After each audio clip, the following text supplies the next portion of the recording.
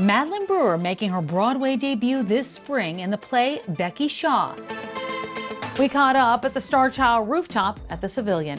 You know, you're on your way to rehearsal, so you had like a whirlwind of sorts, but this is your first, is this your first time on Broadway? On Broadway, yes. Okay, tell me what your thoughts are.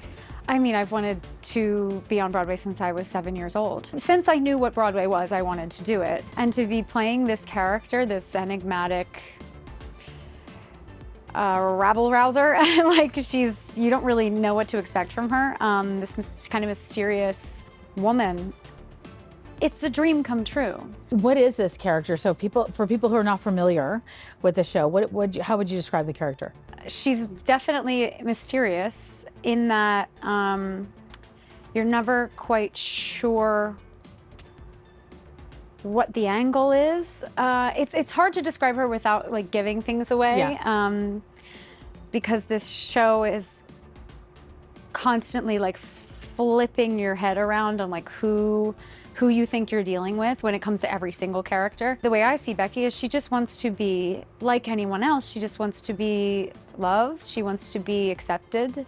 Just like the most like primal human needs, and she kind of wears them out on her sleeves. She has a very interesting way of kind of getting around difficult things to get what she wants. I mean, she's based on the character Becky Sharp from the book Vanity Fair, who is, you know, kind of just a relentless social climber. And while Becky doesn't have the social climbing element, she does have the ambition and the relentlessness, I would say. She's amazing. I love her. I do. I love her. I think that she's brave, and I think that she's so raw. She kind of has this raw nerve energy that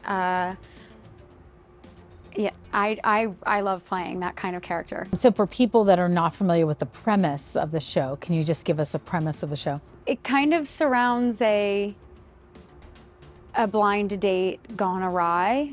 What happens on this blind date sets in motion the kind of disintegration of some relationships. You're not dating anymore, obviously, because you just got married. But blind dates anything can happen on a blind date. Anything does happen on this blind date.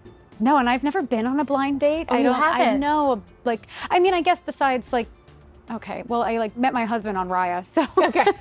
like it wasn't totally blind, but we didn't know each other, and you know, there is that kind of, in all dating, that masking of who you truly are, what you truly want, and the idea that there's so much promise in a date, especially in a first date, and in Becky's case, applying a lot of kind of desperation to just one date, and how that she's a mess. I like how you love her so much. I do love her. Do you sympathize with her, or do you learn from her, or is it a little bit of everything? It is funny because I'm not dating, and I haven't dated in a while, and so I'm not learning necessarily, but trying to remember who I was when I was dating. And I'm like, oh God, is that what I was like? Just some of the things she does, I'm like, did I say something like that? But in the end, truly, it comes back for me to that very basic and primal need of acceptance and love. And so I keep trying to remember that that's really what she's after. She just has a very bizarre way sometimes of going about it. I mean, you've had an incredible career thus far with just, you know, some roles and some shows that people instantly know and instantly, I mean, you is when everybody, if you know it, you know it. Handmaid's Tale, I mean, everything is very, very different. And then, did you do West End, is that right? I did Cabaret. I mean, that's another character of, of growth. Wild one.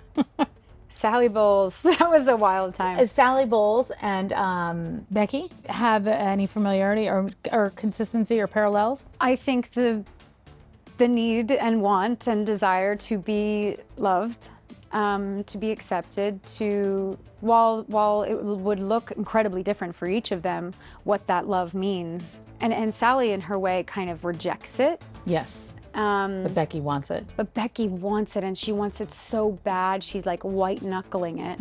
And yeah, and yet it somehow just still slips through her fingers.